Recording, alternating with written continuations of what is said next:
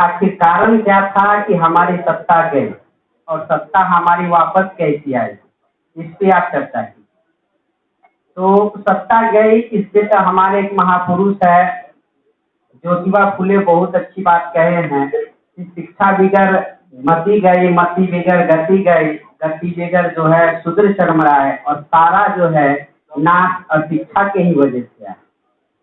तो सबसे पहले हम लोग को शिक्षित होना होगा और जो हमें साजिश के तहत हटाया गया उस साजिश को समझना। हम विशेष में नहीं जाएंगे, 2-3 मिनट में अपना बात कहेंगे। जैसे इससे पहले भी इस पे चर्चा हो गया है कि एक बार ओबीसी के आरक्षण पे चर्चा था। ओबीसी को आरक्षण कैसे मिले, तो आनंद फानन में बीपी सिंह जो है ओबीसी को 27% आरक्षण जो है दे दिया। इस पे सवर्णों ने पूरे भारत में लगभग प्रदर्शन किया, और ऐसा प्रदर्शन जिसमें एक ब्राह्मण का बेटा दिल्ली में प्रदर्शन करते हुए अपने पेट्रोल जो है अपने सर पर जो है उछलकर और माचिस में आग लगा दिया। ये ओबीसी के आरक्षण के विरोध में। वो ब्राह्मण का लड़का था, उसने बोला कि जो आज मेरा शासन जो हमको करना है और जो हम अभी शासन करते हैं, ये आरक्षण की वजह से जो है हम निचले पैदान पे चल जाएंगे। इसलिए जरूरी है उसने अपना शरीर का भी बलिदान दिया, लेकिन अपने ओबीसी के समुदाय में जितना जागृति आना चाहिए उतना जागृति नहीं हुआ। ये भी एक बहुत बड़ी कारण था। और इसी को करते हुए जब इस पे चर्चा हो रहा था उस समय जो है इससे मुद्दा हटाने के लिए जो है ओबीसी एक बहुत बड़ा आंदोलन कर दिया, जिसमें कहा कि नहीं, अब हमको 27% आरक्षण नहीं, हमारा इस देश में 52% आबादी है और 52% हमको आरक्षण चाहिए, 27% से मुहिम नहीं। पूरे भारत में ओबीसी का जो आंदोलन शुरू हो गया। इसी बीच में लाल कृष्ण आडवाणी का भी जिक्र हुआ कि लाल कृष्ण आडवाणी क्या किया, ये तो इस प्रकार से आंदोलन कर रहा है और ये 52% जो आरक्षण ले लेगा और ज्यादा अनर्थ हो जाएगा सवर्णों के लिए।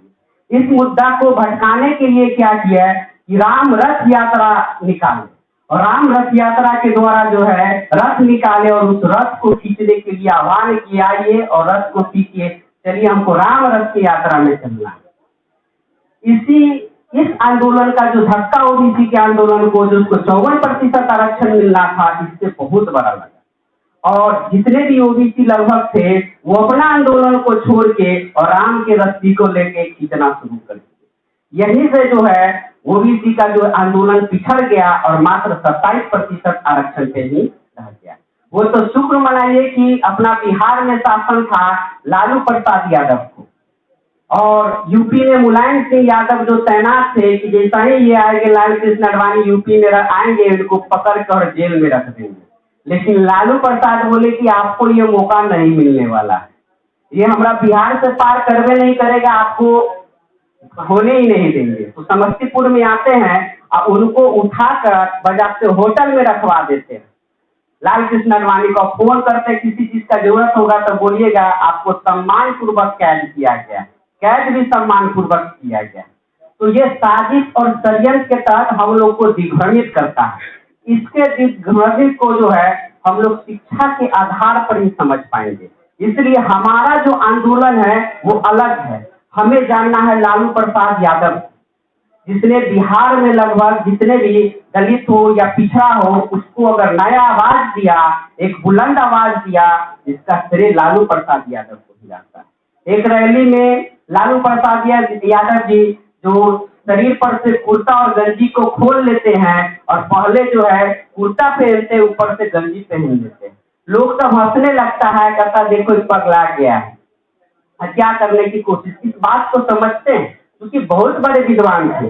हम आप उनको ज्यादा तवज्जो नहीं देते हैं, लेकिन बिहार के यूनिवर्सिटी में घूम घूम के ही ग्रेजुएट विद्यार्थी को, मास्टर विद्यार्थी को जो एजुकेट करते थे, तो उन्होंने इसका अर्थ बताया कि देखिए इसका मतलब है पहले कुर्ता उसके बाद गंजी। इसका मतलब है कि अब वो समय आ गया जब बड़का के ऊपर छोटा चढ़ जाए।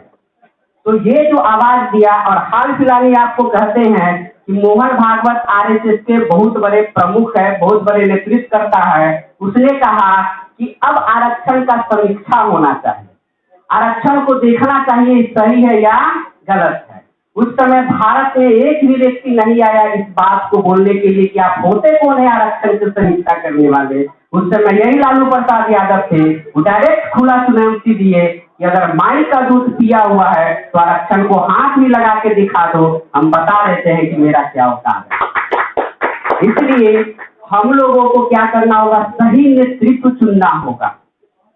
अब नेता ही ऐसा चुन लीजिएगा कि यहाँ आएगा तो आपकी बात और उधर जाएगा तो पार्टी के बात, ऐसे से हमारा विकास होने वाला नहीं है।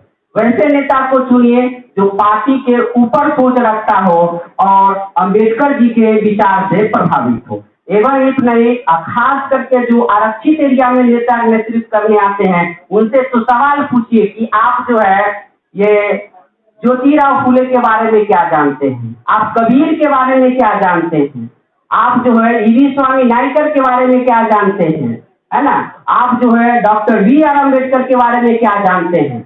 अगर जो आपका नेता इनके विचारों से प्रभावित नहीं होगा वो आपका विकास करने वाला नहीं है। हमारा नेता नेतृत्व वही बढ़िया करेगा जो इनसे विकास, जो इनसे प्रभावित होगा, इनके विचारों से प्रभावित होगा, जो इनके विचारों को समझेगा, वही हमारा सही में विकास कर सकता है।